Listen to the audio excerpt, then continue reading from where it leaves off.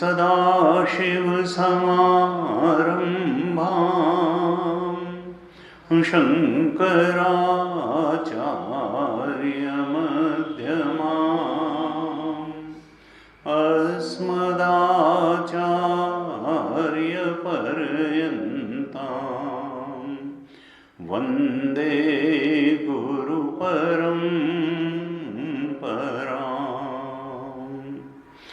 अज्ञानतिमिरान्धस्य ज्ञानाञ्जनशलाकया चक्षुरुन्मीलितं येन तस्मै श्री गुरवे नमः। तस्मै श्री गुरवे नमः।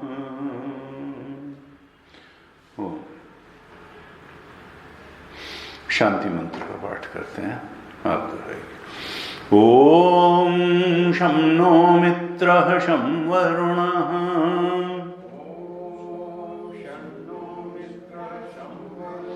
शं नो भवत्वर्यमा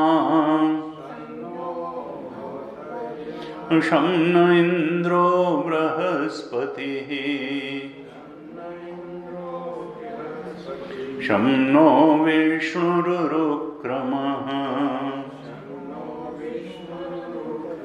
नमो ब्रह्मणे नमस्ते वायो त्वमेव प्रत्यक्षं ब्रह्मासि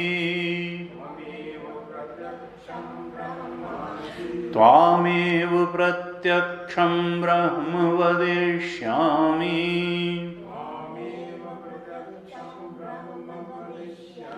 ऋतं वदिष्यामि सत्यं वदिष्यामि तन्माम् अवतु तद्वक्तारम् अवतु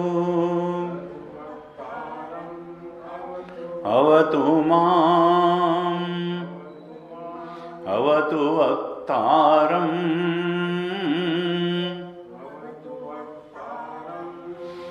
ॐ शान्तिः शान्तिः शान्तिः।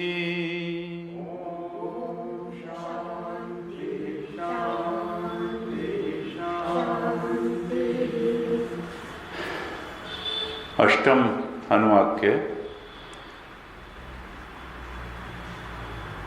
5वें मंत्र का पाठ करेंगे। अष्टम अनुवाक का 5वां मंत्र आपकी पुस्तक में 168 पेज पर है।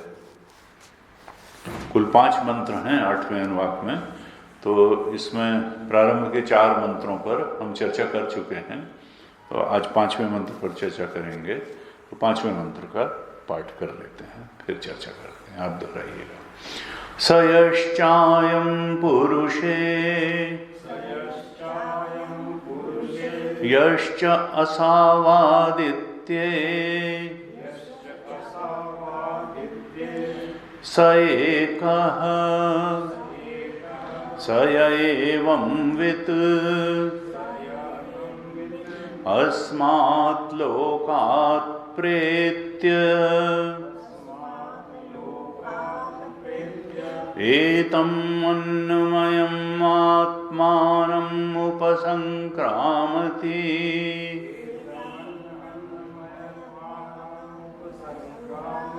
एवं प्राणमयम् आत्मानम् उपसंक्रामति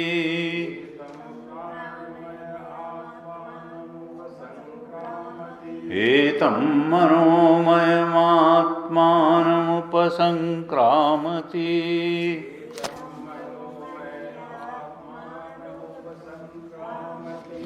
एतं विज्ञानमयम् आत्मानम् उपसंक्रामति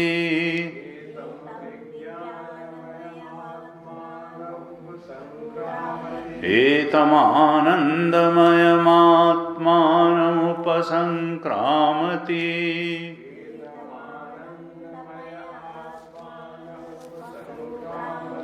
तदप्येष श्लोको भवति।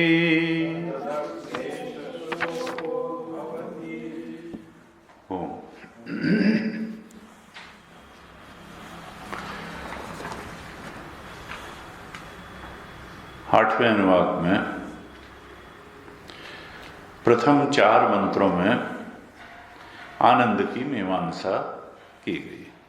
क्रमशः मानुष आनंद से, फिर गंधर्व आनंद, पितरों का आनंद, देवों का आनंद, देवराज इंद्र का आनंद, बृहस्पति का आनंद, प्रजापति का आनंद और अंततः हिरण्यगर्भ का आनंद। इस प्रकार से क्रमशः 100 गुना करके आनंद की मीमांसा की गई कि हम कितना आनंद जीवन में प्राप्त कर सकते हैं। और कहा यह आनंद हमसे अलग नहीं है, ये विषय और विषयी का आनंद नहीं है, ये स्वरूप का आनंद है, ये तो हमारी आत्मा का ही आनंद है, ये हमारे ब्रह्म स्वरूप का आनंद है।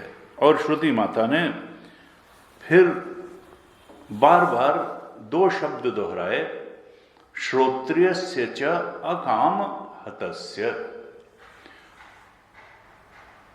कैसे इस आनंद को प्राप्त किया जाएगा, तो श्रुति माता ने हर बार कहा कि जो 100 गुना आनंद हर स्तर पर बढ़ता चला जाता है और जो फिर ब्रह्मानंद हो करके अनंत गुना हो जाता है, उस अनंत आनंद को प्राप्त करने का उपाय क्या है? कहा श्रोत्रियस्य च अकाम हतस्य।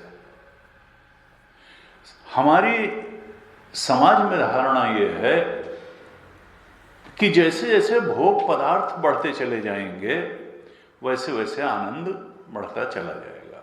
लेकिन यहाँ आनंद के उत्कर्ष का श्रुति क्या उपाय बता रही हैं? श्रोत्रियस्य च अकाम हतस्य। श्रोत्री अर्थात तत्वदर्शी सद्गुरु के पास जाकर के आत्मा और आत्मा के ब्रह्मत्व के बारे में श्रवण करना। देखिए, यानी ज्ञान से आनंद होगा। ये बड़ी विचित्र बात लगती है। ऐसा लगता है कि जैसे भोग पदार्थ ही आनंद देने में सक्षम है, और जितने ज़्यादा जिसके पास भोग पदार्थ होंगे, संसार की सुख समृद्धि होगी, उतना ज़्यादा उसके पास आनंद होगा। लेकिन श्रुति कहती हैं कि श्रोत्र जिससे गुरुमुख द्वारा श्रवण करके आत्मा का ज्ञान जिसका जितना स्पष्ट होगा, उसके पास उतना ज्यादा आनंद होगा। और कैसे होगा? कामना पूर्ति से नहीं होगा, अकामहतस्य। क्योंकि जैसे जैसे वो आत्मा की सत्यता को जानता चला जाएगा, वैसे वैसे संसार के मिथ्यात्व को भी जानता चला जाएगा, वो जगत के मिथ्यात्व को भी जानता चला जाएगा, और वो जीवत्व, ये पंचकोशों के मिथ्यात्व को भी जानता चला जाएगा। और जैसे जैसे पंचकोशों के मिथ्यात्व को जानेगा और जगत के मिथ्यात्व को जानेगा और आत्मा के सत्यत्व को जानेगा, तो ऐसा ज्ञान शुष्क और नीरस ज्ञान नहीं होगा जैसे कुछ सो कॉल्ड कथा करके ज्ञानी ठूठ होता है, नीरस होता है। ना ना, वो पागलों की बात नहीं। श्रुति क्या कह रही है कि ज्ञान ही आनंद है। जो सत्य है वो ज्ञान स्वरूप भी, जो सत स्वरूप है वो ज्ञान स्वरूप भी है, और वो आनंद स्वरूप भी है। वो ज्ञान, आत्मज्ञान ही आत्मानंद। ये अलग अलग चीजें नहीं हैं कि आत्मा का सत्य अलग है और आत्मा का ज्ञान अलग है और आत्मा का आनंद अलग है। यहां पहले 4 मंत्रों में जो बार बार श्रोत्रिय से अकामहतस्य, श्रुति कहती है कि आनंद को बढ़ाने का उपाय क्या है? ज्ञान, श्रोत्रिय। क्योंकि श्रवण से तो ज्ञान ही होता है। अगर हम ब्रह्मबोध प्राप्त संत से वेदांत का श्रवण करेंगे तो हमारी भी दृष्टि भ्रम दृष्टि नहीं रहेगी। वैसे हमको लगता नहीं है कि हमारी भ्रम दृष्टि है, ये लगता है कि नहीं, हमारी तो दृष्टि बहुत स्पष्ट है। हम तो सब जानते समझते हैं, हम संसार की भी एक एक बात जानते हैं, और हम अपने शरीर की और सब बात जानते हैं, मन की भी बात जानते हैं, हम तो सब जानते हैं। लेकिन श्रुति क्या कहती है कि नहीं नहीं, भगवान ने सबसे पहले अर्जुन को उसकी जीवन दृष्टि के ही को लेकर के डांटा। दूसरे अध्याय के 11वें श्लोक में कि अशोच्यानन्व शोचस्तम प्रज्ञावादांश्च भाषसे गतासून अगतासूंश्च नानुशोचन्ति पंडिता। कहा तुम ऐसे पंडितों जैसी बातें करते हो और तुम हो मूर्ख। ऐसे हो जाएगा, वैसे हो जाएगा, मैं तो ये करूंगा, और खून से सने सिंहासन पर पितामह के कैसे में धर्म अधर्म के। तो बहुत बड़ी चीज क्या है, गीता भी यही कहती है और श्रुति माता भी यही कह रही हैं कि जिसकी जैसी दृष्टि होगी उसका वैसा जीवन होगा। और इसलिए जीवन दृष्टि का ठीक होना बहुत आवश्यक है। अब जीवन दृष्टि ठीक क्या है और गलत क्या है, इसके बारे में प्रमाण क्या है? इसके बारे में प्रमाण केवल शास्त्र है, उपनिषद और गीता है। शास्त्र, गुरु जी बार बार कहते थे, देखिए आपकी जो जीवन दृष्टि होगी वैसा आपका जीवन होगा, जैसा आपका वैल्यू सिस्टम होगा वैसा आपका जीवन होगा। वैल्यू सिस्टम के अनुसार ही व्यक्ति की धारणाएं और मान्यताएं बनती हैं, और उसी के अनुसार व्यक्ति जीवन में फिर कर्म करता है, सही और गलत की पहचान करता है, उचित और अनुचित की पहचान करता है। और फिर अगर अनुचित को ही उचित मान करके व्यक्ति चलता रहेगा तो निश्चित रूप से मान्यता अगर गलत हो गई तो फिर कर्म भी गलत हो जाएगा, और तब दुख आएगा ही आएगा जीवन में। इसलिए मान्यताएं, धारणाएं ठीक होना बहुत जरूरी है, और फिर कर्म तो अपने आप ठीक हो जाएंगे। यथा कर्म यथा श्रुतम। श्रवण से ही मान्यताएं बनती हैं, तो श्रवण बड़ा ऑथेंटिक होना चाहिए। गुरुजी कहते थे धारणाएं, मान्यताएं बनाने के लिए हमको बहुत ऑथेंटिक सोर्स का सहारा लेना चाहिए। हियर से में, इनके उनके कहने से मान्यताएं नहीं बनानी चाहिए, सही और गलत की, क्योंकि गलत मान्यता बन गई तो फिर जीवन ही गलत हो जाएगा, कर्म गलत होंगे और दुख के भागी हम होंगे। तो यहाँ श्रुति माता बार बार सावधान करती हैं 8वें अनुवाक के चारों मंत्रों में कि श्रोत्रियस्य च अकामहतस्य, हमको अपनी जीवन दृष्टि को ठीक करने के लिए क्या करना है? गीता उपनिषद का श्रवण करना है। श्रोत्रिय, पहले ठीक बात जाननी है, समझनी है, आत्मा के स्वरूप को समझना है। धीरे धीरे हम इस बात को समझ लेंगे कि संसार सत्य नहीं है, ये शरीर भी सत्य नहीं है, पांचों कोश सत्य नहीं है, अविद्याजन्य है, वासनाजन्य है। This world is just an appearance and all the 5 कोशास are also just an appearance. और इनके मूल में क्या है? कहा अज्ञान, अविद्याजन्य है। लेकिन फिर इतने इंपॉर्टेंट क्यों लगते हैं?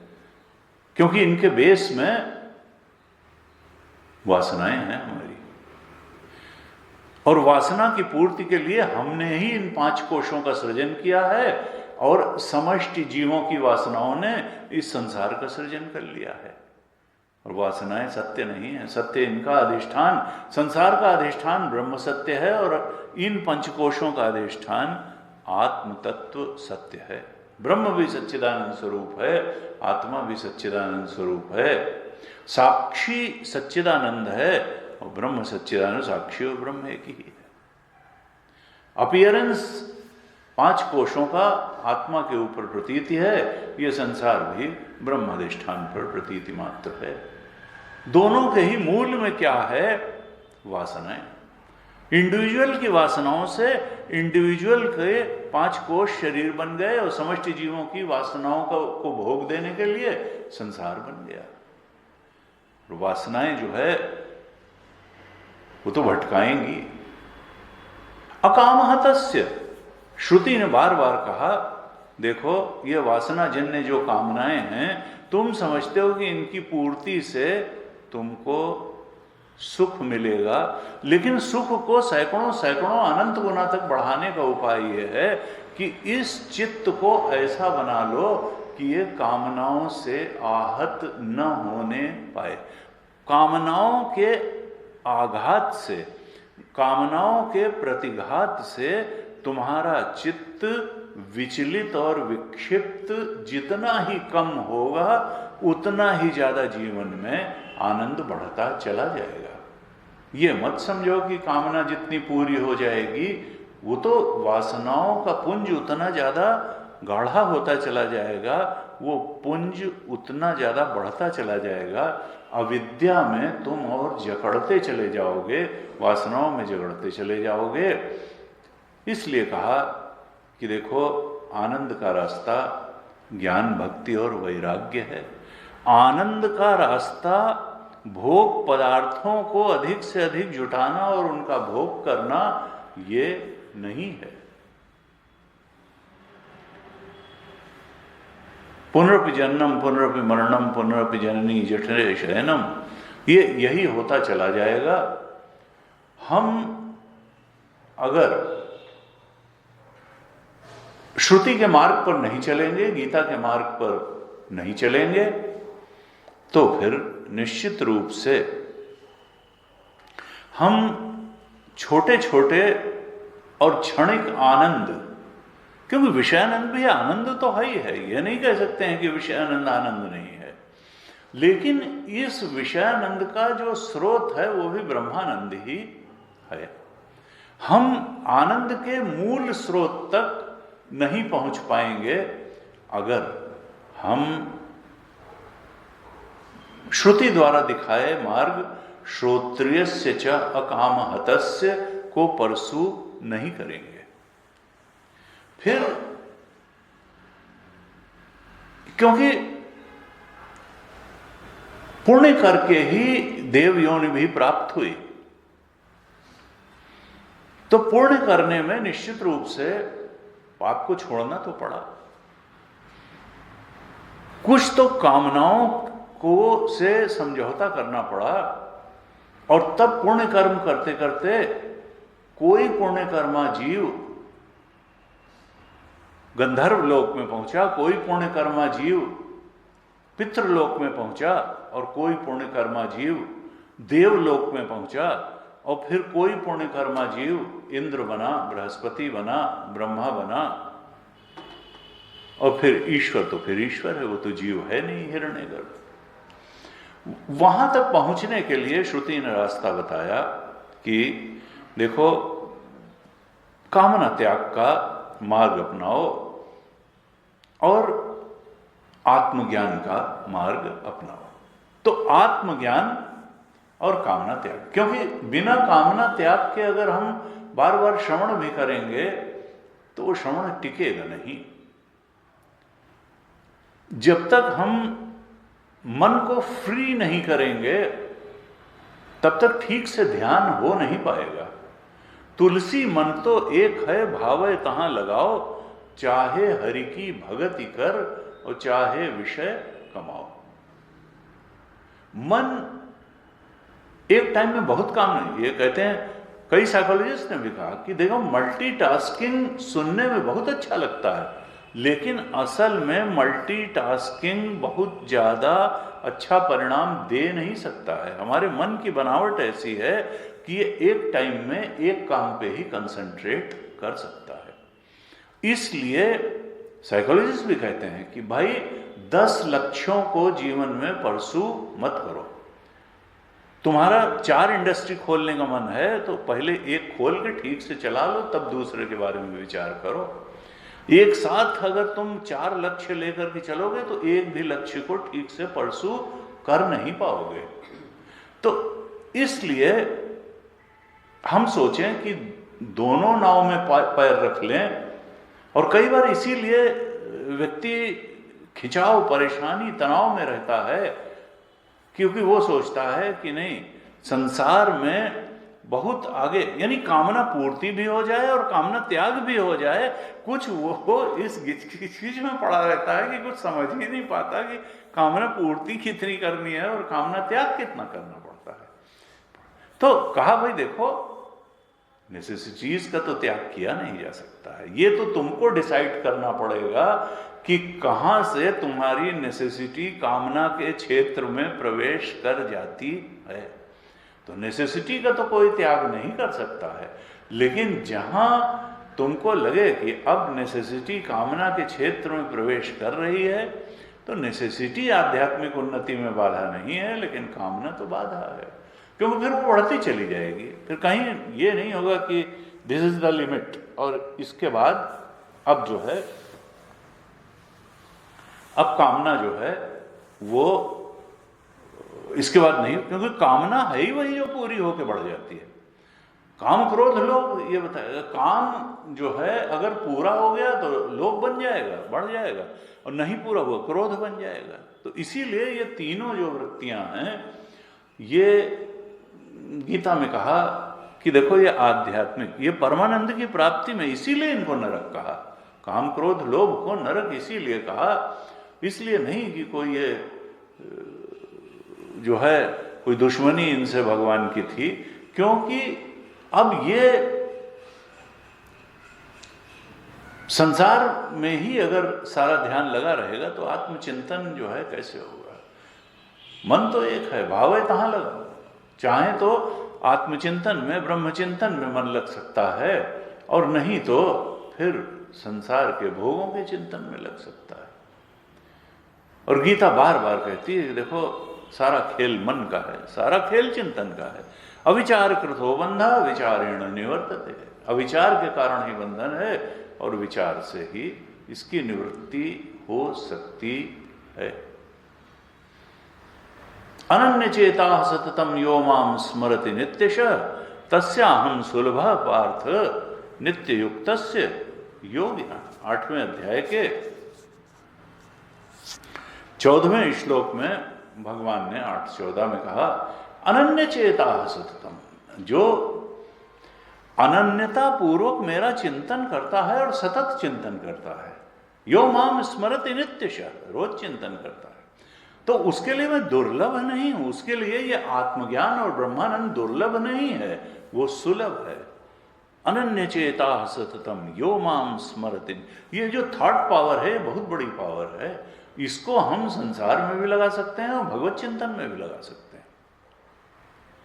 उसके लिए जो मेरा चिंतन करता है सुलभ पार्थ नित्य युक्त से योगिना, ऐसा योगी जो मुझसे विचार द्वारा नित्य चिंतन द्वारा नित्य ही जुड़ा हुआ है, उसके लिए मैं दुर्लभ नहीं हूं, मैं सुलभ हूं। वो बड़ी सरलता से आत्मज्ञान भी प्राप्त कर लेता है और आत्मानंद की भी प्राप्ति कर लेता है, आत्म सत्य की प्राप्ति कर लेता है। वो जान लेता है कि आत्मा ही सत्य है। तो इस प्रकार से प्रथम 4 मंत्रों में श्रुति माता ने थोड़ा साधक का मार्गदर्शन किया था कि तुम अपने जीवन में आनंद को बढ़ाते बढ़ाते बढ़ाते बढ़ाते अगर हिरण्यगर्भ के आनंद तक, ईश्वरीय आनंद तक, आत्मा के आनंद तक, ब्रह्मानंद तक के अनंत आनंद तक उठाना चाहते हो तो तुमको आत्मा का, ब्रह्म का ज्ञान प्राप्त करना पड़ेगा। और ये कैसे होगा, ये टिकेगा कैसे, जब तुम कामनाओं का त्याग करते जाओगे। श्रोत्रियस्य च अकामहतस्य, जैसे जैसे तुम्हारा ज्ञान स्पष्ट होता जाएगा, कामनाओं से तुम मुक्त होते जाओगे, वैसे वैसे आनंद बढ़ता चला जाएगा। तो ये तो चौथे मंत्र तक कहा। 5वें मंत्र में क्या कहते हैं, तो बड़ा महत्वपूर्ण मंत्र ये भी है, और इसको कहते हैं कि ये जो है ये एक प्रकार से इस मंत्र में तैत्तिरीय उपनिषद का महावाक्य बता दिया। 168 पेज पर हमारी गीता प्रेस की किताब में है।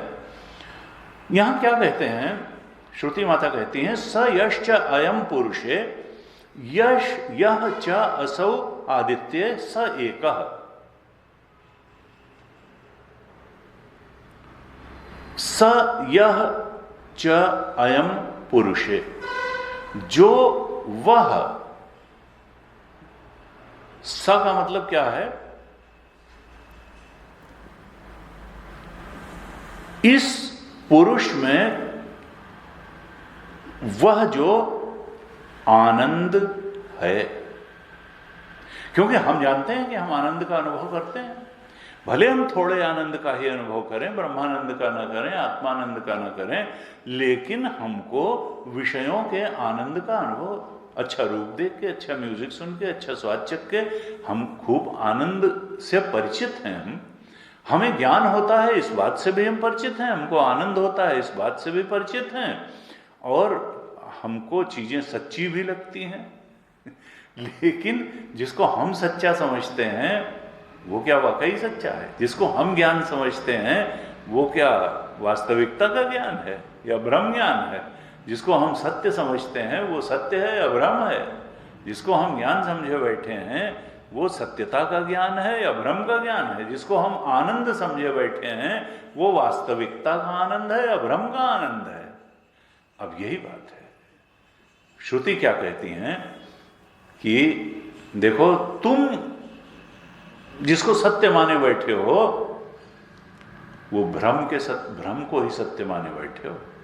तुम जिसको ज्ञान माने बैठे हो वो भी सत्य का ज्ञान नहीं है, वो भ्रम के ज्ञान को ही ज्ञान माना हुआ है तुमने जिसको आनंद माना है वो भ्रम का ही आनंद है, वो सत्य का आनंद नहीं। सत्य का आनंद बहुत बड़ा है, सत्य का ज्ञान बहुत बड़ा है, और जो सत्य है वो फिर बदलता और मिटता नहीं है।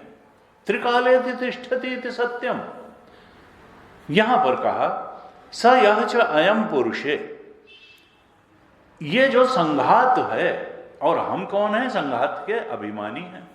ये 5 कोश रूपी जो संघात एक गाड़ी है, यंत्र है, जैसे कार के में अनेक पुर्जों से मिलकर के कार बनती है, उसी तरह से अनेक अवयवों से मिलकर के हमारा ये फिजिकल बॉडी भी बना है, और इसके अंदर जो सूक्ष्म शरीर है वो भी 17 अवयव वाला है, और जो कारण शरीर है वासना, वहां तो असंख्य वासनाएं पड़ी हुई हैं।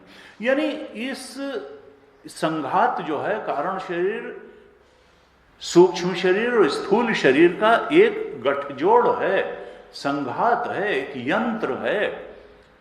और इस यंत्र में एक चेतन अभिमानी बनकर के बैठा हुआ है, एक अभिमानी बनकर के बैठा है। तो गाड़ी और अभिमानी अलग अलग होते हैं। कार का जो ओनर है उसकी कार है, वो जैसे चाहे चलाए और वो जैसे चाहे न चलाए। तो जो इस यंत्र के माध्यम से आनंद प्राप्त कर रहा है वो तो चेतन है और यंत्र तो जड़ है। वो संघात का जो अभिमानी है वही तो आनंद प्राप्त करता है, उसी को गाड़ी चलाने में मजा आता है, उसी का कोई प्रयोजन भी उसी चेतन का होता है। जड़ का, गाड़ी का अपना कोई प्रयोजन नहीं है, वो उसको लगे कि आओ चलो आज हरिद्वार, ना, वो तो चेतन जो उसका ओनर है। तो इस तीन शरीर रूपी संघात का जो ओनर चेतन यानी जीव, क्योंकि हम अभी उसको ब्रह्म रूप में नहीं जान रहे हैं, इस गाड़ी का ओनर जो अपने को लिमिटेड चेतन मान के बैठा है लेकिन फिर वो भी आनंद लेता है, इस संघात का जो अभिमानी चेतन, यानी वो केवल संघात को से ही उसने तादाद में मैं बुद्धि करके रखी हुई है, इसीलिए वो जीव है। अगर समष्टि से कर ले तब तो वो ईश्वर हो जाए, ईश हो जाए, ब्रह्म हो जाए। तो कहा यश्च अयं पुरुष, इस संघात के अभिमानी में जो आनंद रहता है, यानी हम जो आनंद अनुभव करते हैं, और यश्च असौ आदित्य, और जो आनंद आदित्य में रहता है। आदित्य से यहां मतलब ये कोई सूरज का गोला ही नहीं है या सूर्य देव ही नहीं है। आदित्य का मतलब यहां पर हिरण्यगर्भ है, मायोपाधिक चेतन है, जो सर्वोच्च आनंद है। हिरण्यगर्भ का जो अंतिम आनंद चौथे मंत्र तक बताया था, वो सूर्य से, जैसे जब हम गायत्री मंत्र में भी पूजा करते हैं, प्रार्थना करते हैं, तो ओम भूर्भुवः स्वः तत्सवितुर्वरेण्यं भर्गो देवस्य धीमहि धियो यो न प्रचोदयात्, ये हमारी बुद्धि को प्रकाश से भर दो। तो वहां कोई सूर्य देव की उपासना नहीं है, बल्कि सूर्य को ब्रह्म का मुख मान करके हम उपासना करते हैं कि हमको भी, हमारी बुद्धि को भी उस परम सत्य के बोध से भर दो। हमारी बुद्धि इतनी प्रकाशित कर दो कि हम उस परम सत्य को धारण करने, जानने में समर्थ हो जाएं। तो ये कहा कि देखो, एक तो हमारा आनंद है, संघाताभिमानी जीव का आनंद है, और एक ईश्वर का आनंद है। उन आदित्य का मतलब यहां गुरुजी कहते थे भाई शिव जी समझ लो। एक जो है भगवान शंकर का आनंद है और एक हम क्षुद्र जीव का आनंद है। तो यहां पर क्या कहते हैं श्रुति माता, स एकः, वो दोनों आनंद एक ही हैं। ये मत समझना कि क्वालिटी में कोई अंतर है उन आनंद की। एक गिलास जल भी वही है जो समष्टि जल है। समष्टि की उपाधि से उसी जल का नाम समुद्र हो जाता है और व्यष्टि उपाधि से उसी जल का नाम लहर हो जाता है। वारिवी चीम गांव ही वेदा, सोतता हितो ही नहीं भेदा, वारिवी चीम गांव ही वेदा। समुद्र और लहर उनका तत्व जल ही है। समष्टि की उपाधि से वही समुद्र है, व्यष्टि की उपाधि से वही लहर है। वास्तव में न लहर सत्य है न समुद्र सत्य है, उपाधि सत्य ही नहीं है, न व्यष्टि की उपाधि सत्य है न समष्टि की उपाधि सत्य है। सत्य तो तत्व है और तत्व वहां केवल जल है। तो यहां यही ये जो है, ये जो तीन शुरू के तीन वाक्य हैं, स यह च अयम पुरुषे, यह च असौ आदित्य, स एकः, ये तैत्तिरीय उपनिषद का महावाक्य है। महावाक्य का मतलब तत् त्वम असि है, जैसे यानी जो व्यष्टि के सत्य को बताए, फिर समष्टि के सत्य को भी बताए, और जो सत्य की एकता को बताए, वो होता है महावाक्य। इसको तत्वमसि क्या था कि त्वम का मतलब हमारा सत्य क्या है, इस जीव का सत्य क्या है। तो कहा कि हम अपने को अगर देखते चले जाएं तो दो में, एक है दृष्टा, एक है दृश्य। जो दृश्य है वो तो जड़ है, यह दृश्यम तज्जड़म तद मिथ्या। जो दृश्य है वो जड़ है और मिथ्या है, और दृष्टा जो है वही सत्य है। दृष्टा ही अज्ञान के कारण दृश्य रूप में अनुभव में आता है, ये वेदांत कहता है। दृश्य की अपने आप में कोई सत्ता नहीं है।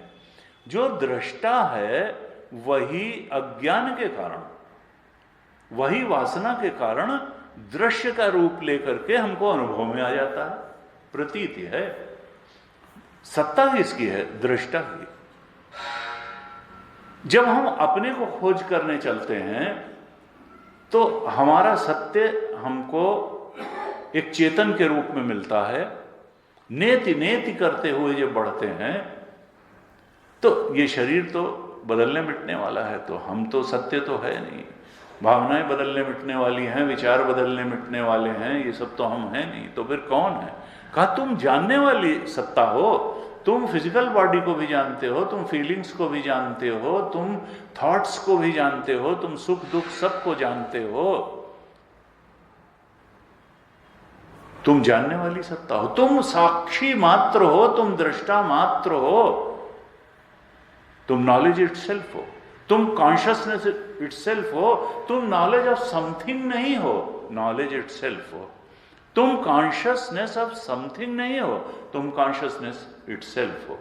तुम साक्षी मात्र हो, सब कुछ के साक्षी हो, और यही साक्षी आत्मा है। तुम्हारा सत्य क्या है? शुद्ध चेतन। भगवान शंकराचार्य ने तत्वबोध में भी बताया, तुम्हारा सत्य शुद्ध चेतन है। और ये जो समष्टि है, इसका सत्य क्या है? का इसमें भी हर चीज बदलने वाली है। जब समष्टि में चलेंगे तो वहां भी ईश्वर की भी अगर माया हटा दें तो ईश्वर शुद्ध चेतन ही बचेगा। हम भी शुद्ध चेतन हैं, प्योर कॉन्शियसनेस हैं, और ईश्वर भी शुद्ध चेतन है, प्योर कॉन्शियसनेस है। हमारी उपाधि अविद्या की उपाधि है, ईश्वर की उपाधि माया की उपाधि है। ईश्वर से अगर माया की उपाधि हटा दें और जीव से अगर अविद्या की उपाधि हटा दें तो दोनों शुद्ध चेतन हैं, और चेतन में भेद नहीं होता है। असी दोनों एक हैं, यही तत्वमसि का अर्थ है। और यही यहां पर 5वें मंत्र में भी कहा, स यश्च अयं पुरुषे, वह आनंद जो इस जीव में है, संघात के अभिमानी में है, वही समष्टि के अभिमानी हिरण्यगर्भ आदित्य में रहने वाला जो आनंद है, वो भी वही आनंद है। स एकः। तो अब इसमें यश, स यश्च अयं पुरुषे, ये एक प्रकार से त्वम है। स यश्च अयं पुरुषे त्वम, यश्च असौ आदित्य, ये इससे क्या इंडिकेट कर रहे हैं? जो तत् है, त्वम तत् असि। स यश्च अयं पुरुषे, जो इस पुरुष का शोधन करते करते क्या मिलेगा? हमारा आनंद स्वरूप, ज्ञान स्वरूप आत्मा कहें, सत्स्वरूप आत्मा कहें, आनंद स्वरूप आत्मा कहें। जो आनंद स्वरूप हमारा है वही आनंद स्वरूप ईश्वर का है, आदित्य का है, हिरण्यगर्भ का है, भगवान शंकर का है। स एक, और दोनों में कोई अंतर नहीं। तत् त्वम असि, यही महावाक्य है, और इसी से बोध का रास्ता जाता है कि हम जान लें कि अद्वैत, वो अद्वैत आनंद ही सत्य है, वो अद्वैत ज्ञान ही सत्य है। वो एक जो सत्ता उसी की है, इसके अलावा किसी की सत्ता नहीं है। वो ज्ञान मात्र है, वो आनंद मात्र है। कहा स एवं वित्त, जो इस प्रकार से जान लेता है कि इस संघात के अभिमानी में जो शुद्ध आनंद बैठा हुआ है, सत्स्वरूप ज्ञान स्वरूप आनंद स्वरूप बैठा हुआ है, वही ईश्वर का भी आनंद है जो इसका है स एका। दोनों में कोई अंतर नहीं है, दोनों आनंद एक हैं। और कहा जो इस एकत्व को जानता है स या एवं वित्त, जो इस प्रकार से एकत्व को जान लेता है, आनंद के एकत्व को जान लेता है, कहा अस्मात् लोकात् प्रेत्य, वो जब इस लोक के पार चला जाता है, यानी संघात रूप लोक के पार चला जाता है। अब ये जानेगा कैसे? जब श्रोत्रिय अकाम हतस्य हो करके 100 गुना आनंद का बोध उसको होता चला जाएगा, होता चला जाएगा, होता चला जाएगा, और वो हिरण्यगर्भ के आनंद तक पहुंच जाएगा, तब ही वो जानेगा कि जो संघात के अभिमानी का जो सच्चिदानंद स्वरूप था, वही ईश्वर का भी सच्चिदानंद स्वरूप था। अस्मात् लोकात् प्रेत्य, वो संघाताभिमान इस एक संघात से ऊपर उठ जाता है। अब उसकी आत्मबुद्धि, मैं बुद्धि, ये 3 शरीरों में नहीं रह जाती, बल्कि इससे ऊपर उठ करके कहा एतम अन्नमयम आत्मानम उपसंक्रामति, वो इस अन्नमय आत्मा का संक्रमण कर जाता है। यानी वो केवल एक इंडिविजुअल जो 3 शरीर हैं उन्हीं में उसकी मैं बुद्धि नहीं रहती। पहले क्या होता है, विराट से उसका तादात्म्य हो जाता है। हमने जब अन्नमय कोश को पढ़ाया था, तब जो उसकी उपासना करता है तो वो समष्टि अन्नमय से तादात्म्य कर लेता है। जितना भी समष्टि स्थूल शरीर है उसको लगता है यही हमारा समष्टि स्थूल, जो ब्रह्मा जी की जो स्थिति, ब्रह्मा जी तो सारी ही स्थूल सृष्टि से तादात्म्य किए, हम जैसे केवल 3 शरीरों से हमारा चेतन तादात्म्य किए बैठा है और इसी को मैं बुद्धि करके अपना मान रहा है।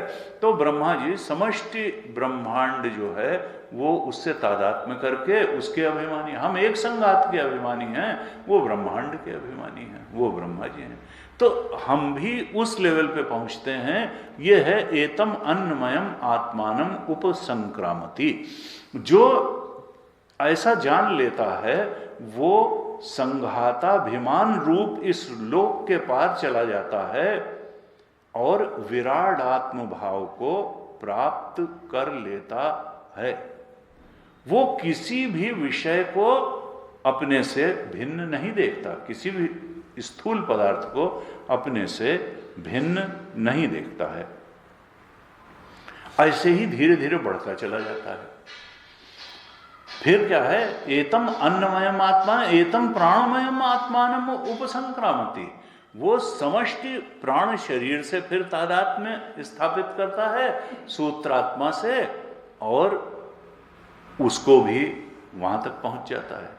फिर मनोमय, वो समष्टि मन से तादात्म्य स्थापित कर लेता है। इस प्रकार से एतम मनोमयम आत्मानम उपसंक्रामति, फिर समष्टि विज्ञानमय, समष्टि बुद्धि से तादात्म्य कर लेता है, एतम विज्ञानमयम आत्मानम उपसंक्रामति, फिर समष्टि आनंदमय से तादात्म्य करता है और एतम आनंदमयम आत्मानम उपसंक्रामति तदप्येष। और इसके बाद क्या होगा, वो एवं वित्त कब बनेगा, जब इसको भी संक्रमण कर जाएगा आनंदमय आत्मा को, तो उसके बाद क्या होगा, उसके बाद ब्रह्म स्वरूप ही तो बचेगा। उसका समष्टि का भी आधार वही है जो व्यष्टि का आधार है। 5 कोशों का अधिष्ठान भी ब्रह्म तत्व है और समष्टि का अधिष्ठान भी ब्रह्म तत्व है। जब सब कुछ का अतिक्रमण कर गया, सब कुछ को जान गया, पा गया, तो फिर वो ब्रह्म स्वरूप को पा गया, फिर वो ब्रह्मानंद में ही शाश्वत रमण करता है। कौन? स या एवं वित्त, जो जानता है कि जो इस संघात में आनंद है वही शिव जी का, आदित्य का, ईश्वर का, हिरण्यगर्भ का भी आनंद है। दोनों आनंद अलग अलग नहीं हैं। यहाँ जो अधिष्ठान ब्रह्म था वहाँ भी वही आनंद रूप अधिष्ठान ब्रह्म है। Whosoever is established in the meaning of this ब्रह्मानंद, एकत्व ऑफ ब्रह्मानंद, जो भी इस अद्वैत ब्रह्मानंद, जो भी इस आनंद तत्व के, अद्वैत तत्व के बोध में दृढ़ता से स्थित हो जाता है, फिर वो ब्रह्मानंद में शाश्वत रमण करता है। निर्विकल्प आत्मा ब्रह्म को जान करके साधक अभय की स्थिति को प्राप्त कर लेता है। अब यहां भगवान शंकराचार्य ने एक बड़ा दीर्घ भाष्य इस श्लोक पर, बड़ा मंत्र पर बड़ा दीर्घ भाष्य लिखा। भगवान शंकर, हम इसकी कुछ मुख्य बातों पर चर्चा करेंगे, पूरा भाष्य तो बहुत लंबा है। भगवान शंकराचार्य लिखते हैं 170 पेज के बीच में कि ये श्रुति का अर्थ क्या है। कहा परमात्म विज्ञानम च विवक्षितम, ऊपर से दूसरे पैरे की अंतिम लाइन 170 पेज, परमात्म विज्ञानम च विवक्षितम तस्मात् पर एव निर्दिश्यते स एकः इति। यहां पर उपसंक्रमण का अर्थ क्या है? ये श्रुति ये क्यों बता रही हैं कि यश्च अयम पुरुषेस यश्च असौ आदित्य स एकः, दोनों एक हैं। यहां क्या बताना चाहती हैं? किसका वर्णन? आनंद का वर्णन करना चाह रही। कहते हैं परमात्म विज्ञानम च, यहां श्रुति परमात्मा का बोध कराना चाह रही है। परमात्मा का विज्ञान का वर्णन करना ही श्रुति को अभीष्ट है, और श्रुति का लक्ष्य, श्रुति का मंतव्य है कि जो पुरुष में है वही आदित्य में है, और वो आनंद एक है। तो इस वाक्य से, स एकः वाक्य से श्रुति परम तत्व का निर्देश करना चाह रही है कि जो आनंद इस पुरुष में है वही आदित्य में है। जो भिन्न आश्रयों में, विशेष आश्रयों में स्थित आनंद हैं, वो आनंद एक ही है। चेतन ऐसा नहीं कि हमारे अंदर जो चेतन मैं करके स्फुरित हो रहा है वो कुछ और है, और जो ईश चेतन है वो चेतन, जल वही है। चाहे वो नदी का जल हो, तालाब का जल हो, समुद्र का जल हो, गिलास का जल हो, न चेतना में कोई अंतर है, न आनंद में कोई अंतर है, बस उपाधियों में अंतर है। उपाधि के कारण एक आनंद सीमित होकर अनुभव में आ रहा है, एक चेतना सीमित होकर अनुभव में आ रही है, और जिसकी उपाधि जितनी बड़ी है, देखिए जैसे जैसे हुआ ये उपाधि का ही अंतर हुआ। उपाधि जो है वो मनुष्य की थी, फिर उपाधि गंधर्व की हुई, फिर उपाधि पितर की हुई, फिर उपाधि देव की हुई, उपाधि इंद्र की हुई। उपाधि बदलने से आनंद बदलता चला गया। और एक निरुपाधिक आनंद, अगर उपाधि को हटा करके कर दिया जाए तो ब्रह्मानंद आ जाएगा। ये उपाधि के कारण चेतना सीमित हो जाती है, उपाधि के कारण आनंद सीमित हो जाता है, और वो सत्ता भी अनंत होके अनुभव में नहीं आती, हमें सीमाकृत होके अनुभव में आती है। तो यहां पर भगवान शंकराचार्य कहते हैं कि श्रुति ने अधिकरणों का निषेध नहीं किया है कि हमारी उपाधि अलग है और देव की उपाधि अलग है, पितर की, अधिकरण तो हैं, लेकिन वो उपाधियां अपनी सीमाओं के कारण उस अनंत चेतना को अभिव्यक्त नहीं कर पाती, अनंत आनंद को अभिव्यक्त नहीं कर पाती। इसलिए उपाधि को से तादात्म्य तोड़ करके और उपाधि से तादात्म्य है क्यों? कामनाओं के ही कारण है। श्रोत्रिय से च अकाम तत्व, कामनाएं जैसे जैसे कम होती हैं उपाधियों से तादात्म्य कम होता चला जाता है। और हम इसी मनुष्य शरीर में रहते हुए भी अगर कामनाओं को, अकाम तत्व चित्त को ऐसा बना लें कि कामनाएं आहत न करें, तो उपाधि से पूरी तरह से निर्लिप्त होकर के उस अनंत आनंद का अनुभव किया जा सकता, क्योंकि आनंद का नेचर तो वही है। तो कहा कि यहां श्रुति ने अधिकरणों का निषेध नहीं किया है, दो अधिकरण का निषेध नहीं किया है। पुरुष का भी एक उपाधि है, अधिकरण है, और आदित्य की भी एक उपाधि है, अधिकरण है। वो मायोपाधिक ब्रह्म है और हम संघाताभिमानी हैं। तो अधिकरण का निषेध नहीं है, लेकिन आनंद के दो होने का निषेध श्रुति ने किया है। आनंद दो नहीं है, अधिकरण संघात दो हैं। उनकी बहुत चमचमाती हुई उपाधि है। भगवान कृष्ण आते हैं तो अपने ब्रह्म स्वरूप को याद रहता है उनको। उनकी माया की उपाधि है, वो माया को वश में करके आते हैं और हम अविद्या के जाल में फंसे हुए भटकते हैं। तो इस प्रकार से कहा कि देखो, भगवान शंकराचार्य आगे लिखते हैं भाष्य में कि परमानंद में जो उस बोध में प्रतिष्ठित हो जाता है, या एवं वित्त जो पुरुष और आदित्य के आनंद को एक जान लेता है, ब्रह्मानंद तक पहुंच जाता है, जो इस प्रकार से जान लेता है, फिर उस परमानंद में उत्कर्ष या अपकर्ष नहीं होता। अभी मनुष्य से गंधर्व, गंधर्व से पितर, पितर से देव, देव से, इसमें आनंद का उत्कर्ष है। और अगर कामनाएं बढ़ती चली जाएंगी तो अपकर्ष भी हो जाएगा। तो ये आनंद का उत्कर्ष और अपकर्ष जब संघात से जब तक तादात्म्य है, तो उपाधि जितनी अच्छी है, ऊंची है, उतना ज्यादा उत्कर्ष होगा, नहीं तो अपकर्ष हो जाएगा। और निरुपाधिक का आनंद अनंत आनंद हो जाएगा। तो जो अनंत आनंद है, परमानंद है, जो निरुपाधिक आनंद है, उसमें उत्कर्ष अपकर्ष का निषेध करने के लिए श्रुति ने ये बताया कि अब किसी भी पांचों कोशों से, न इंडिविजुअल लेवल पे न टोटल लेवल पे, उसका कोई तादाद में जब नहीं रहता, वो जान लेता है कि ये मिथ्या है कोश, तो फिर उपसंक्रामति वो उस अधिष्ठान ब्रह्मानंद तक पहुंच जाता है।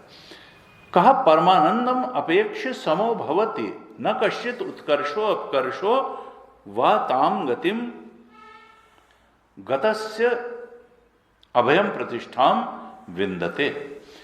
कहा ये जो भेद है, विशेष है, उपाधियों में ही भेद है, आनंद में कोई भेद नहीं है। जब विशेष या भेद यानी जो उपाधियां हैं जिनकी वजह से आनंद सीमित होकर अनुभव में आता है, इन उपाधियों के भेद को तोड़ करके जब उस निरुपाधिक ब्रह्मानंद जो एक है उसको अनुभव कर लेता है, तो उस गति को प्राप्त हुए पुरुष का अब कोई उत्कर्ष या अपकर्ष नहीं रहता है, और उस समय वो निर्भय स्थिति को प्राप्त कर लेता है। अभयम प्रतिष्ठाम विंदते। देखिए ये पहले भी जो है प्रथम मंत्र में ही ये बात कह दी गई थी कि वो ब्रह्मवित आपनोति परम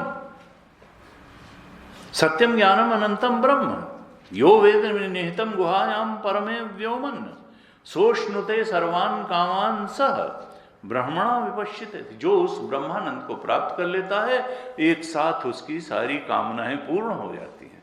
एक तरफ कामना त्याग कर रहा है, दूसरी तरफ कामना पूर्ण, क्योंकि आनंद की ही तो कामना थी, कामना से आनंद ही तो प्राप्त करना चाह रहा था। तो ऐसे जो है ये भाष्यकार लिखते हैं। फिर कहते हैं कि जो श्रोत्री और अकामहत अब उस स्थिति में पहुंच गया जहां आनंद का न उत्कर्ष है न अपकर्ष है, और वो ये जान गया कि मैं ही सत्यम ज्ञानम अनंतम अद्वैत ब्रह्म रूप हूं, ऐसा जो जानता है वही एवं वित्त है जो अपने सत्यम ज्ञानम, क्योंकि पहला जो सेंटेंस था इस ब्रह्मानंद वल्ली का कि ब्रह्मवित आपनोति परम, उसी का पूरा इलेबोरेशन हो रहा है। तो वो ब्रह्मवित कौन है?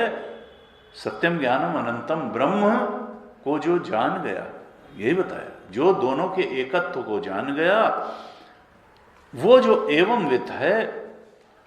कहा अदृश्य अनात्मे अनिरुक्ते अनिलयने अभयम प्रतिष्ठाम विंदते। वो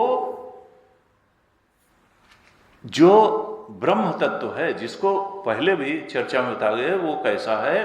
अदृश्य, वो किसी का दृश्य नहीं बनता है।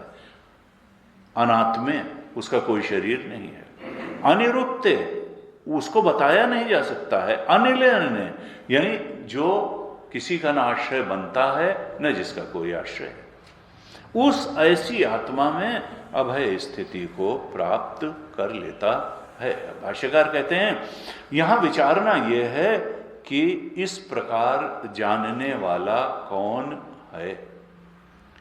कौन है जो संक्रमण करता है? वो जो उपसंक्रामति, संक्रमण का मतलब हम जानते हैं वही जाना, चलना, पहुंचना, पा लेना, यही तो संक्रमण होता है। तो वो संक्रमण करने वाला है कौन?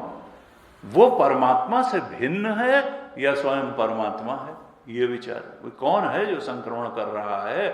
जो अन्नमय का भी संक्रमण करता है, फिर प्राणमय का करता है, मनोमय का करता है, विज्ञानमय का, आनंदमय का, और सब संक्रमण करके अंत में जो अधिष्ठान ब्रह्म है वहां तक पहुंच जाता है। तो पहुंचता कौन है? जीव पहुंचता है कि ईश्वर पहुंचता है? कौन पहुंचता है? वो संक्रमण करता परमात्मा से भिन्न है या खुद परमात्मा है?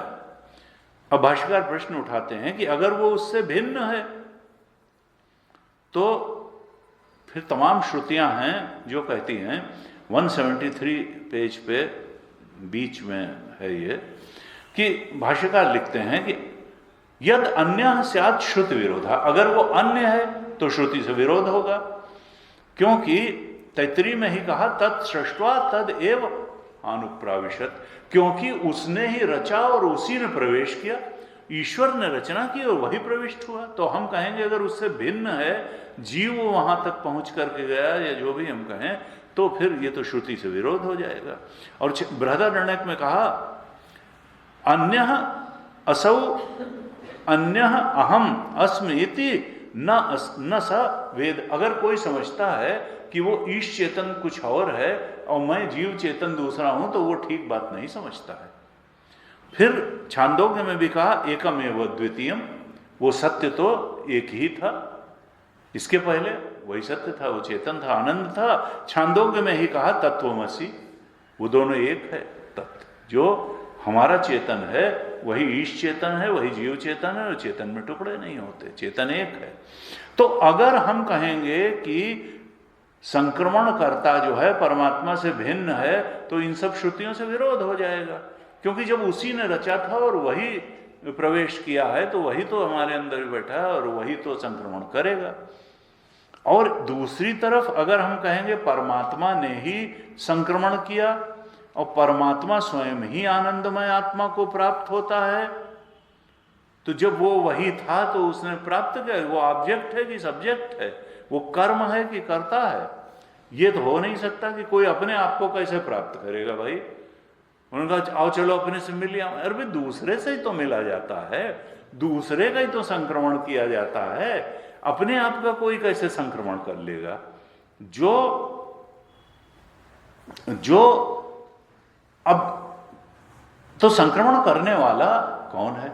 ये कोशों का तो संक्रमण किया जा रहा है। अब किसी ने कहा कि नहीं नहीं विज्ञान में संक्रमण करता है, क्योंकि भाई हम देखते हैं कि वो मनोमय संक्रमण की मन जो है वो बहुत दूर तक जाता है, कहीं उनसे मिल के आता है मन में और लौट ही आता है, और थॉट विज्ञान में भी कहीं चला जाता है और फिर लौट के चला आता है। तो इस तरह विज्ञान में संक्रमण करता है, मनोमय संक्रमण। भगवान शंकराचार्य ने कहा कि भाई ऐसे कैसे होगा? भाई इनका तो संक्रमण किया जाना है, ये तो संक्रमण करने के ऑब्जेक्ट हैं, न कि ये संक्रमण करने वाले हैं, करता थोड़ो हैं। करने वाले तो कोई और, इनका तो संक्रमण किया जाता है।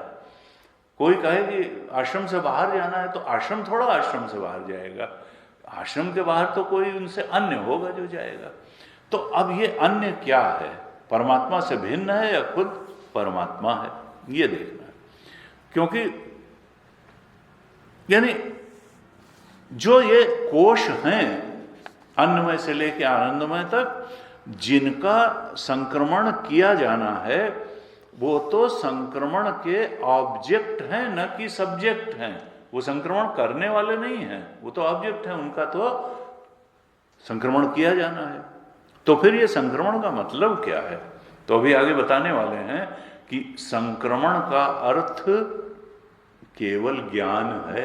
यहां संक्रमण का अर्थ जोंक की तरीके से या पक्षी नीडवत, जैसे जोंक आगे कुछ पकड़ करके बढ़ती है, फिर चिपकती है, फिर बढ़ती है, तो जलूकावत संक्रमण यहां नहीं है चेतन का, बल्कि यहां उस कोश को, अन्नमय को जान लेना ही उसका संक्रमण करना है।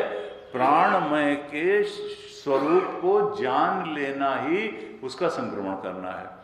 मनोमय और विज्ञानमय और आनंदमय की वस्तु स्थिति को जान लेना ही उसका संक्रमण। यहां संक्रमण का अर्थ जाना, पहुंचना नहीं है, बल्कि ज्ञान मात्र ही यहां संक्रमण है।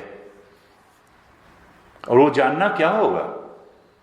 कहा जानना यह है कि ये जो अन्नमय से लेकर के और आनंदमय तक जो आत्माएं हैं, अन्नमय आत्मा, प्राणमय आत्मा, ये क्या आत्मा है? कहा नहीं, ये तो अनात्मा है।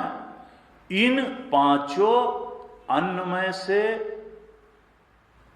आनंदमय तक जो अनात्मा है वास्तव में, लेकिन इनमें आत्मा का भ्रम हो रहा है कि ये आत्मा है। इस भ्रम को विवेक ज्ञान से नष्ट कर देना, यही संक्रमण है। यही संक्रमण है। संक्रमण क्या है? जब ये ज्ञान हो जाएगा कि जो आनंद इस संघात में है वही ईश का आनंद है, जो चेतन यहां है, जो जीव चेतन है वही ईश चेतन है, केवल उपाधि के कारण वही एक अनंत अखंड सर्वव्यापक चेतन जीव चेतन में के रूप में अनुभव में आ रहा था, वही एक अखंड सर्वव्यापक चेतन और आनंद माया की उपाधि के कारण ईश चेतन बना हुआ था। उपाधि हटाते ही न कहीं सीमित चेतन है, न केवल एक अनंत चेतन है और अनंत आनंद है। तो विवेक ज्ञान से अनात्मा में जो आत्मा का भ्रम था उसका नष्ट हो जाना, यही संक्रमण है। और यहां संक्रमण का अर्थ जलूकावत नहीं है, जैसे जोंक संक्रमण करके कहीं चली जाती है या पक्षी संक्रमण करके बाहर से अपने घोंसले में आ जाता है। इस प्रकार से कोई परमात्मा का या जीव का संक्रमण नहीं होगा। यहां ज्ञान मात्र ही संक्रमण है। तो ये जो है भगवान शंकराचार्य आगे कहते हैं कि देखो, ब्रह्मवित आपनोति परम, पहले ही इस ब्रह्मानंद वल्ली के एकदम प्रारंभ में ही श्रुति माता ने पहले सेंटेंस में ही कह दिया था कि ब्रह्मवित आपनोति परम। जो परम आनंद है, जो परम चेतन है, जो परम सत्य है, उसको ब्रह्म को जानने से ही पा लिया जाता है। जानना ही पाना है। ब्रह्मवित आपनोति परम। तो ये संक्रमण और आपनोति ये एक ही शब्द हैं। और उस आपनोति का अर्थ क्या था? वित, जानना। जानने से ही पाया जाता है। और संक्रमण का अर्थ भी वित ही है। संक्रमण का अर्थ भी जानना है। आपनोति का, वो कोई बाहर चीज नहीं है हमारे से जिसको हम आपनोति पा लेंगे, या बाहर कोई चीज नहीं है जिसमें संक्रमण करके चले जाएंगे। यहाँ जानना ही संक्रमण करना है। वो पांचों कोश जो अनात्म, जिनमें आत्मा का भ्रम हुआ पड़ा है, उनके मिथ्यात्व को जान लेना कि ये अनात्मा है और आत्मा तो हमारा सच्चिदानंद स्वरूप है। ब्रह्मवित आपनोति, इस वाक्य के अनुसार ब्रह्म के विज्ञान से ही परमात्मा भाव की प्राप्ति होती है। और यही प्रतिपादन करने के लिए श्रुति ने ये 5वें मंत्र में यश्चायं पुरुषे यश्चासौ आदित्य स एका है स एवं वित्त, ये कहा कि वो अभयम प्रतिष्ठां विन्दते, वो ब्रह्म को पा लेता है और अभय में प्रतिष्ठा हो जाती है। और अनंत आनंद प्राप्त कर लेता है, ब्रह्मानंद प्राप्त कर लेता है। भगवान शंकराचार्य आगे लिखते हैं कि श्रुति माता ने ब्रह्म विद्या के द्वारा आत्मस्वरूप की प्राप्ति का उपदेश किया है। ब्रह्म विद्या द्वारा कैसे आत्मस्वरूप की प्राप्ति होगी कि ये जो अविद्याकृत अन्नमय, प्राणमय, मनोमय, विज्ञानमय और आनंदमय कोश हैं, जो विशेष हैं और जिनमें हम भ्रांति से आत्मभाव आरोपित किए हुए हैं, इन अनात्मा का में जो आत्मभाव बैठा हुआ है उसका निषेध करने के लिए ही ब्रह्म विद्या है। और कहा देखो, जो अन्य पदार्थ है अगर वो हमारा स्वरूप नहीं है, यानी अविद्याकृत है, तभी विद्या से उसकी निवृत्ति हो सकती है। अगर वो हमारा स्वरूप ही होगा तो कभी विद्या से उसकी निवृत्ति नहीं होगी। 177 पेज के एकदम अंत में भगवान शंकराचार्य ने कहा कि जो अन्य पदार्थ है अगर वो अविद्याकृत है, यानी है वह कहीं नहीं, हमको अनुभव में आ रहा है और भ्रांति के कारण हमने उसमें मैं बुद्धि कर रखी है, तो ही विद्या के द्वारा उसकी निवृत्ति हो सकती है। वो वस्तु रूप नहीं है तभी ज्ञान से वो जा सकता है, अगर वस्तु रूप होगा तो नहीं जाएगा। और दृष्टांत देते हैं, द्वितीय चंद्रस्य सत्वम यदा तैमेरिकेण चक्षुष्मता न ग्रह्यते। जैसे तिमिर रोग वाला है जिसको कैटरेक्ट हो गया है तो उसको 2 चंद्रमा दिखाई देंगे, दूसरा चंद्रमा वहां वस्तु रूप में नहीं है, दूसरे चंद्रमा की भ्रांति हो रही है। अब अगर कैटरेक्ट ठीक, उसके लिए दूसरा चंद्रमा हटाने से नहीं काम चलेगा, क्योंकि दूसरा चंद्रमा तो है ही नहीं। उसके लिए नेत्र दोष अगर खत्म हो जाए तो दूसरा चंद्रमा अपने आप खत्म हो जाएगा। जो ये 5 कोश हमको दिख रहे हैं और इसमें आत्मबुद्धि हुई अविद्या के कारण हुई है, और विद्या के कारण ब्रह्म विद्या से जैसे ही उस अविद्या का नाश होगा तो ये अविद्याकृत जो 5 कोश हैं जिनमें मैं बुद्धि थी, ये न 5 कोश कहीं मिलेंगे और न जो है ये तो द्वितीय चंद्रमा की भांति हैं।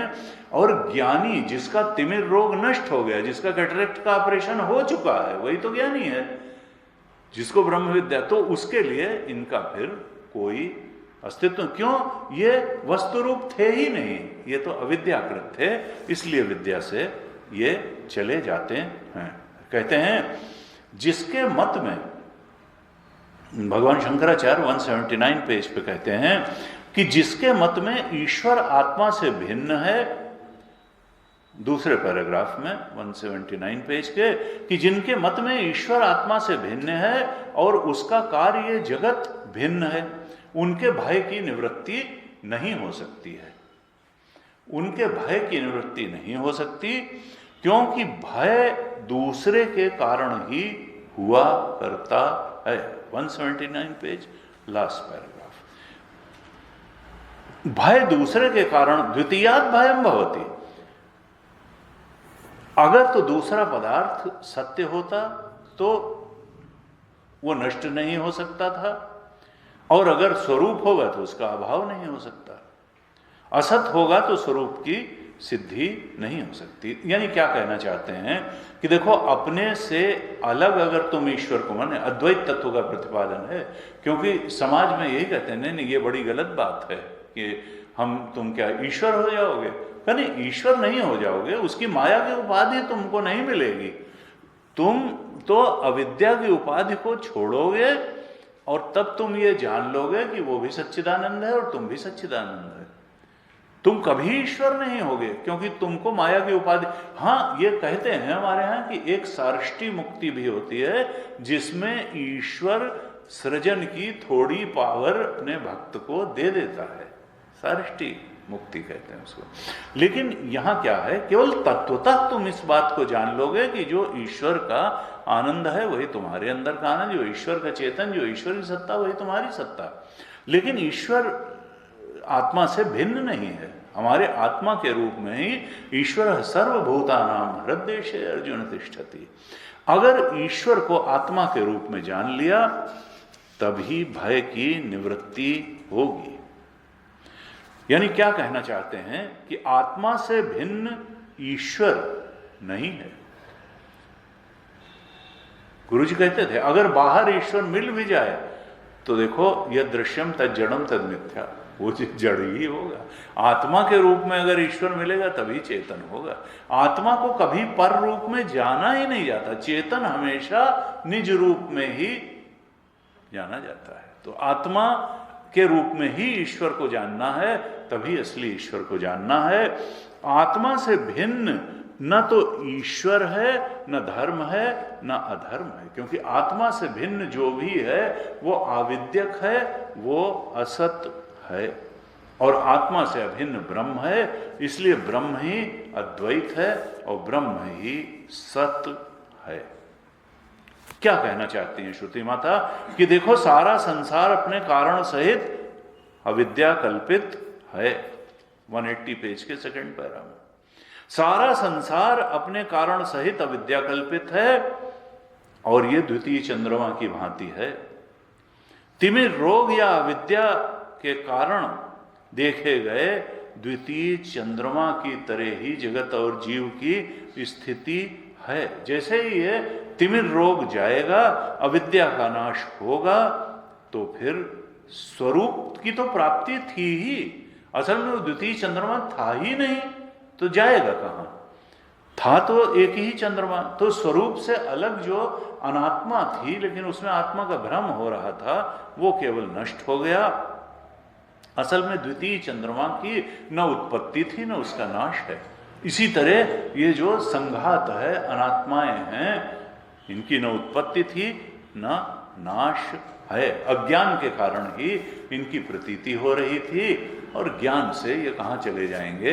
प्रतिमान सर्प की तरीके से, क्योंकि वो तो बुद्धि में था प्रतिमान सर्प, वो वहां था ही नहीं जहां दिखाई दे रहा था। वो तो अज्ञानी के चित्त में था प्रतिमान सर्प और वहीं उसका नाश होना है। बुद्धि में था वो और बुद्धि से ही जाएगा। वो रस्सी में तो कभी था ही नहीं। जगत वहां नहीं है जहां दिखाई दे रहा है, वो वहां है। वो देखने वाले की बुद्धि में है जगत, वहां नहीं है जहां दिखाई दे रहा है। ब्रह्म में नहीं है जगत कहीं, वो साक्षी को ही दिखाई दे रहा है। तो साक्षी में ही, बुद्धि में ही उसकी अविद्या बुद्धि के अंदर है। बुद्धि प्रत्यय है विद्या, तमोगुणी प्रत्यय। गीता भाष्य में कहा 13वें अध्याय के भगवान ने कि अविद्या बुद्धि में है और वहीं से जाएगी, प्रत्यय रूप है और विद्या भी प्रत्यय रूप है। आत्मा को कभी अज्ञान नहीं हुआ ना आत्मा से अज्ञान की निवृत्ति होनी है। बुद्धि ही अज्ञानी होती है और बुद्धि ही ज्ञानी बनती है और तब वो जान लेती है कि अनात्मा आत्माओं का कोई अस्तित्व नहीं है, कोशों का, और आत्मा ही स्वरूप है और ये तो हमेशा से ही था और ऐसा ही था। आज ही ओम पूर्णमद पूर्णमिदं पूर्णात् पूर्णमुदच्यते पूर्णस्य पूर्णमादाय पूर्णमेवावशिष्यते। ओम शांति शांति शांति। हरि ओम। श्री गुरुभ्यो नमः। हरि